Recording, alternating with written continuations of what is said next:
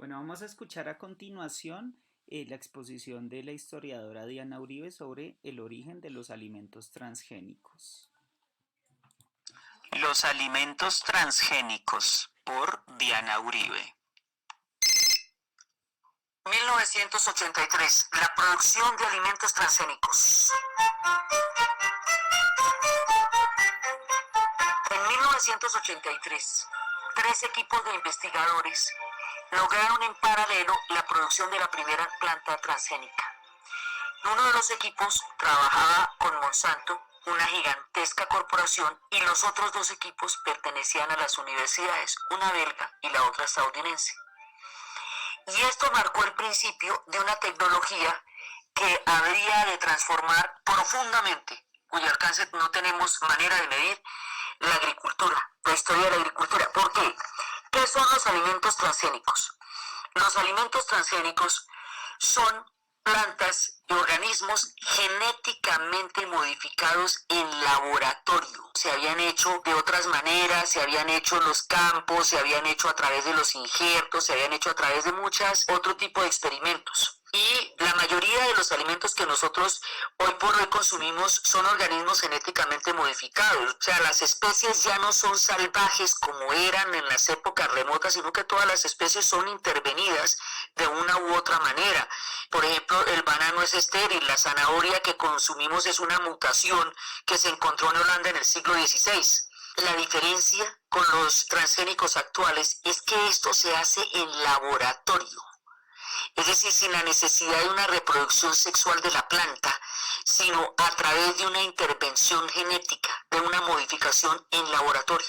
Entonces, los alimentos transgénicos van a cambiar la historia de la agricultura, porque por un lado pueden producir una gran cantidad de plantas que son bastante menos vulnerables a las plagas, que pueden producir tamaños diferentes, mayores cantidades de producciones en un mundo donde la necesidad de alimentos es cada vez más grande en la medida en que el tamaño de población en constante aumento requiere cada vez mayor cantidad de comida para poder alimentar las crecientes y gigantescas poblaciones del planeta. Entre el momento en que se lanzaron y 10 años después, la manera como esto fue aceptado en el mercado es asombroso. En 1996 había 1.700.000 hectáreas sembradas con alimentos producidos de la manera transgénica. Para el año 2010, la cifra se multiplica a 87 veces, llegando a 148 millones de hectáreas sembradas. Eso quiere decir que la transformación en la agricultura ha sido gigantesca. Esto, digamos que es una manera de mejorar la cantidad y la calidad de alimentos a través de una intervención genética en laboratorio.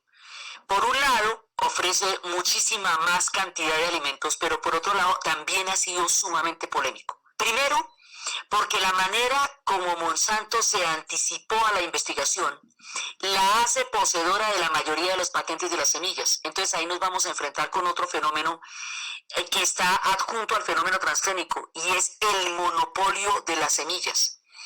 Siempre es muy peligroso que algo tan delicado como la alimentación planetaria esté en manos de una sola corporación o persona o sociedad, lo que quiera que sea.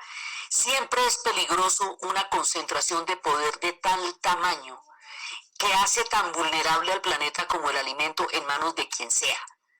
Eso, digamos, es un peligro muy grande que siempre está asociado a la existencia misma de los monopolios. Es la primera cosa que genera controversia y genera señales evidentes de peligro en la medida en que hay un control real de los alimentos del planeta. Por otro lado, hay muchas personas que se oponen a los alimentos transgénicos desde el punto de vista ecologista, desde el punto de vista de los alimentos orgánicos, desde el punto de vista del bienestar de los alimentos naturales para el consumo humano. Esto es un debate de nunca acabar, porque los alimentos orgánicos no tienen la capacidad de cobertura a gran escala alimentaria que tienen los alimentos transgénicos.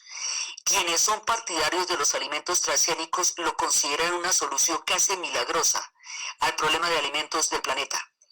quienes son detractores de los alimentos transgénicos tienen una cuestión de principios cifrada en esa oposición sobre la base de un tema orgánico y natural. Semejante debate, absolutamente encarnizado, que quien lo creyera es más fuerte o tan fuerte como los debates ideológicos en la época de la Guerra Fría, es parte de la implementación de este tipo de tecnologías en la era actual. De una u otra manera, con cualquiera de los argumentos, sobre la base de quienes lo apoyan o sobre la base de quienes lo condenan de manera terrible, el avance de los alimentos transgénicos transforma la agricultura día a día y el futuro de este tipo de tecnología es ilimitado.